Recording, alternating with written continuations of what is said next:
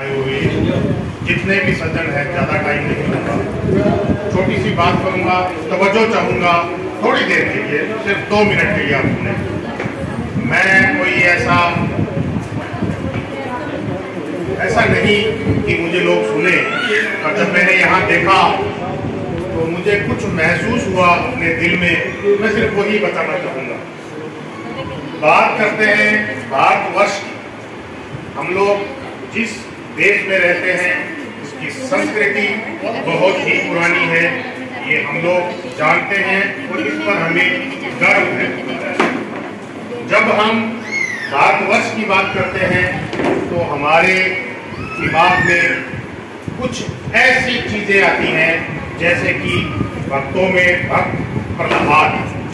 भक्त प्रहलाद को इसीलिए विशेष माना जाता है जिस उम्र में बच्चे खेलते हैं, शरारतें करते हैं, उस वक्त भक्त प्रहलाद ने एक ऐसी उपाधि हासिल कर ली थी जो कि सोचना भी आज के टाइम में असंभव है।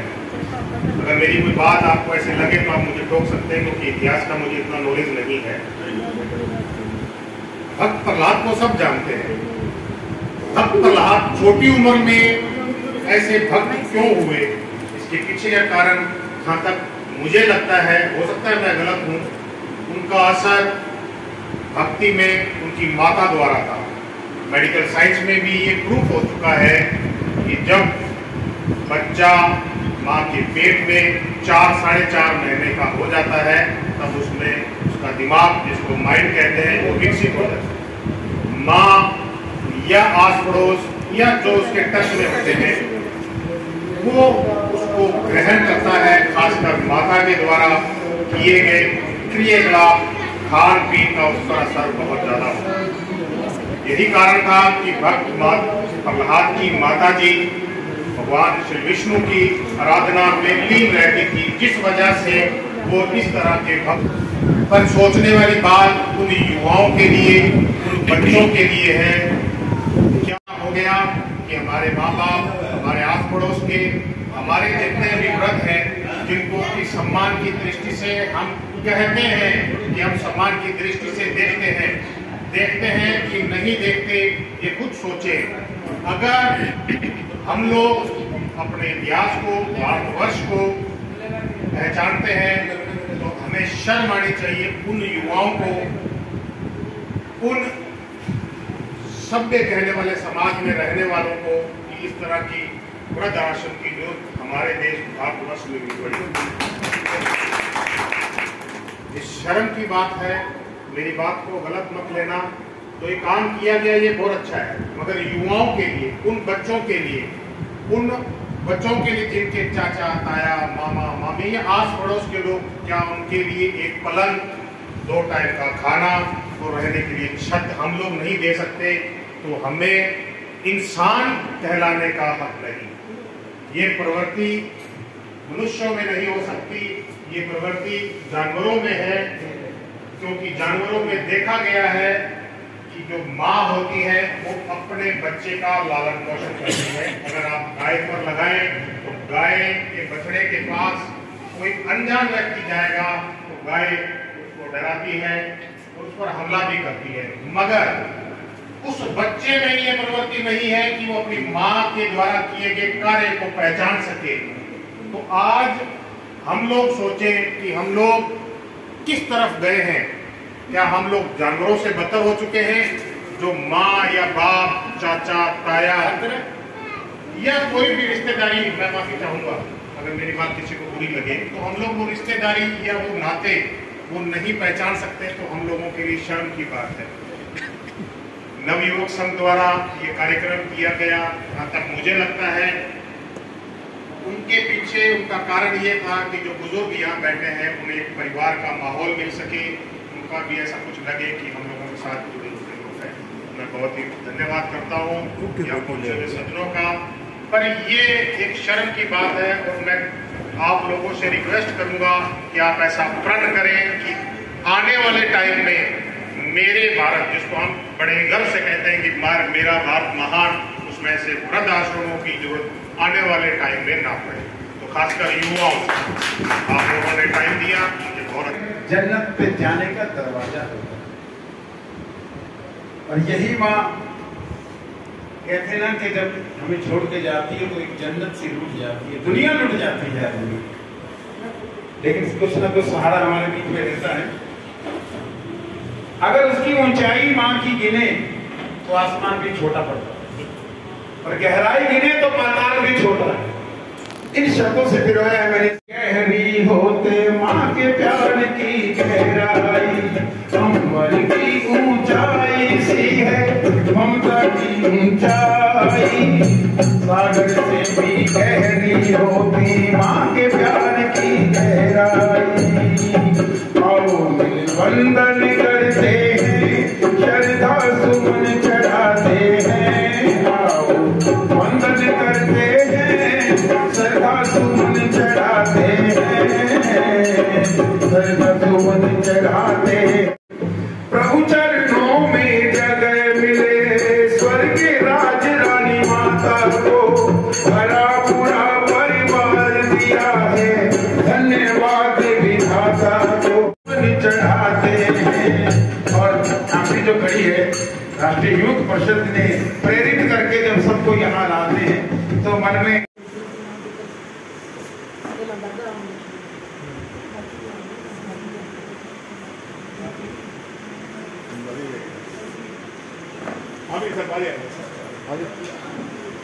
देना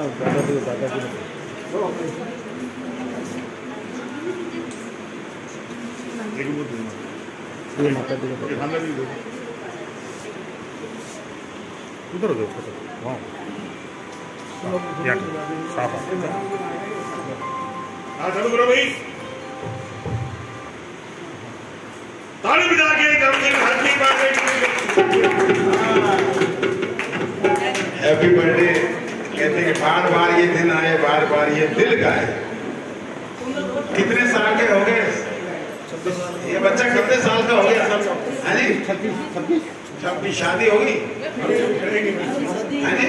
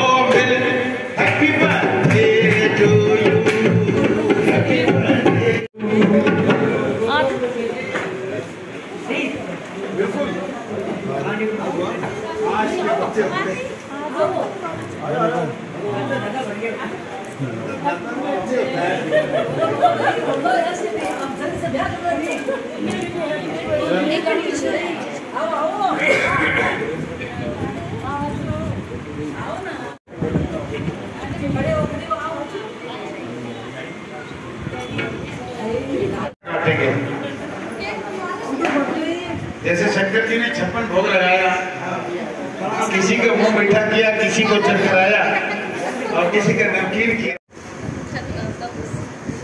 सोने का जन्मदिन है तो जन्मदिन को मनाएंगे। सोने के मम्मी और पापा किधर है? हमारी पूरी परिषद की तरफ से जन्मदिन की बहुत बहुत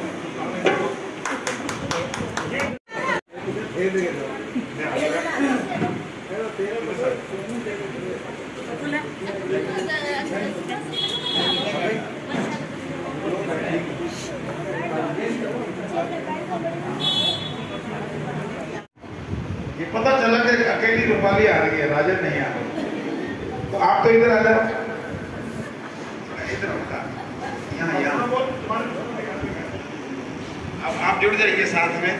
अब ये गीत इस परिवार के लिए है, बाकी बैठ के आनंद लीजिए आप। आओ सब मिलके खाएं, हैप्पी बर्थडे बनाएं। ओ बहन रूपाली ने नजरे उतारी, किधर काका किधर गया? तो जीजा जी किधर है? मैं ये कहता हूँ कि अपने स्वास्थ्य के प्रति अब अपने जो वर्तमान में खान पान है ये अच्छा नहीं रह रहा है। इसके लिए सभी प्रत्येक चाहे जवान है चाहे बूढ़ा है, सुबह उठते ही कम से कम 1-1.25 लीटर पानी गुनगुना करके पिए तो आपके बीपी, शुगर, हार्ट की तकलीफ नहीं होगी। और सोने से पहले आप जब रात को सोते हैं तो अपने रात को, आजकल तो दांतों की बड़ी तकलीफ है, तो अपने दांतों को ब्रश से सुबह मॉर्निंग में नहीं करें, तो रात को अपने दांतों को साफ करके और एक 200 ml का पानी गुनगुना पिए, जिससे आपको कभी हार्ट अटैक नहीं आएगा। यह सब प्राकृतिक का नियम है।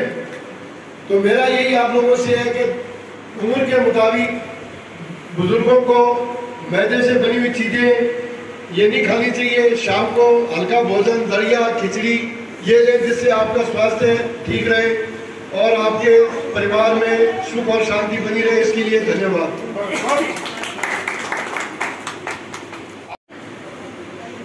मेरी बच्ची का बर्थडे है 5 अप्रैल को, तो मैं चाहता हूँ कि जितने यहाँ बुजुर्ग रह रहे हैं उनके लिए जो कुर्ता पजामा पहनते हैं कुर्ता पजामा, जो पैंट शर्ट पहनते हैं पैंट शर्ट, माताएँ जो मेरी हैं जो जिस तरह के कपड़े पहनती हैं वो अपना बताते हैं भी उसके अनुसार है ना दर्जी इनका नाप ले जाएगा और सबको मैं एक छोटी बुलाऊंगा। उसी के साथ में पर बुजुर्ग माता पिता दोनों में 1-1 किलो सबको मैं सरस घी से 1-1 किलो वो मैं मैनेजर साहब से बात कर लूँगा और दर्जी को यहीं बुला के सबके नाप ले जाएंगे वो, और 5 तारीख को सबको वही सूट पहन के यहाँ पे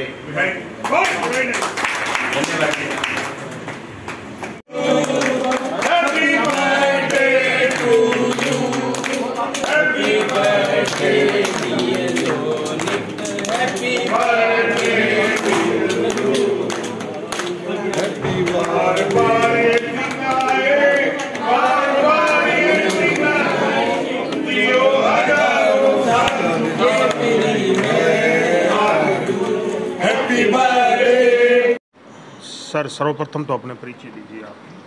सर मेरा नाम परवीन जैन है। मैं राष्ट्रीय युग परिषद का जिला अध्यक्ष और बीकानेर डिवीज़न का संभागीय प्रभारी हूँ। सर आज के कार्यक्रम के बारे में? आज का कार्यक्रम ये था कि हमारे परिषद के ही जिला कार्यक्रम सदस्य संदीप जी कुक्कड़ साहब, उनकी माताजी का जन्मदिन था और इसी दिन उनके बेटे का जन्मदिन था।